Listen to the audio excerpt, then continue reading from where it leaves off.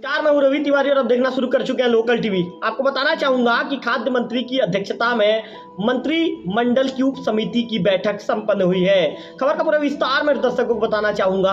आगामी खरीफ विपणन वर्ष में 160 लाख मीट्रिक टन धान खरीदी का अनुमान किसानों से 21 क्विंटल प्रति एकड़ के मान से धान की खरीदी होनी है। ऐसे में पारदर्शी और निर्बाध धान खरीदी के लिए इलेक्ट्रॉनिक वेटिंग मशीन के उपयोग पर जोर नेफेड और NCCF एजेंसी के माध्यम से मक्का खरीदी केंद्र को प्रस्ताव भेजा जाएगा। जूट कमिश्नर और जेम के माध्यम से बारदाना खरीदी का निर्णय लिया गया है। चलिए मेरे दर्शक, अब खबर का पूरा विस्तार आपको बता दूं। नागरिक आपूर्ति एवं उपभोक्ता संरक्षण मंत्री दयाल दास बघेल की अध्यक्षता में आज महानदी भवन में आगामी खरीफ विपणन वर्ष 2024-25 में समर्थन मूल्य पर धान खरीदी एवं कस्टम मिलिंग की नीति की समीक्षा कर सुझाव देने के लिए गठित मंत्रिमंडलीय उप समिति की बैठक संपन्न हुई।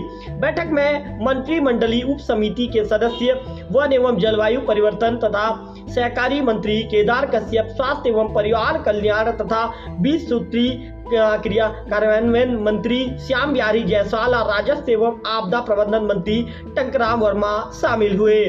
खाद्य मंत्री दयाल दास बघेल की अध्यक्षता में हुई बैठक में चालू खरीफ जो विपणन वर्ष में 160 लाख मीट्रिक टन धान खरीदने का अनुमान रखा गया है। इस वर्ष दीपावली का पर्व और राज्य स्थापना दिवस राज्योत्सव को ध्यान में रखते हुए धान खरीदी 15 नवंबर से शुरू किए जाने के संबंध में भी चर्चा की गई, लेकिन राज्य मंत्री परिषद की बैठक में इस आशय का अंतिम निर्णय लिया जाएगा। साथ ही प्रदेश के पंजीकृत किसानों से समर्थन मूल्य पर इलेक्ट्रॉनिक वेटिंग मशीन के माध्यम से प्रदेश के किसानों से 21 क्विंटल प्रति एकड़ के मान से धान खरीदी का निर्णय लिया गया है। सभी उपार्जन केंद्रों को इलेक्ट्रॉनिक वेटिंग मशीन की व्यवस्था करने को भी कहा गया है। बैठक में प्रदेश के किसानों से सुगमता पूर्वक धान खरीदने के लिए सभी आवश्यक सुविधाओं को सुदृढ़ करने पर भी व्यापक रूप से चर्चा की गई।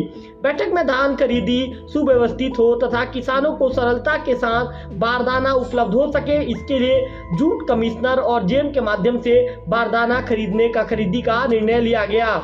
बैठक में धान उठाव और कस्टम मिलिंग, केंद्रीय पूल और छत्तीसगढ़ नागरिक आपूर्ति निगम में चावल जमा कराने तथा परिवहन के संबंध में भी विस्तार पूर्वक चर्चा किया गया। चर्चा के बाद यह निर्णय लिया गया कि पिछले वर्ष की भांति इस वर्ष भी धान खरीदी के साथ साथ धान का उठाव किया जाएगा। 31 मार्च तक अनिवार्य रूप से धान का उठाव करने का निर्णय लिया गया है। गौरतलब है कि छत्तीसगढ़ में पिछले वर्ष समर्थन मूल्य पर रिकॉर्ड 144.92 लाख मीट्रिक टन की खरीदी हुई थी। वर्तमान में राज्य में 2058 केंद्रों के माध्यम से आगामी खरीफ विपणन वर्ष में 160 लाख मीट्रिक टन धान खरीदी का अनुमान लगाया गया है। धान खरीदी व्यवस्था के सुचारू रूप से संचालन के लिए कंप्यूटर, इंटरनेट के साथ ही उपार्जन केंद्र आने वाले किसानों के लिए बैठक व पेयजल की व्यवस्था सुनिश्चित करने को भी कहा गया है। बैठक में अपर मुख्य सचिव श्रीमती ऋचा शर्मा, कृषि उत्पादन आयुक्त श्रीमती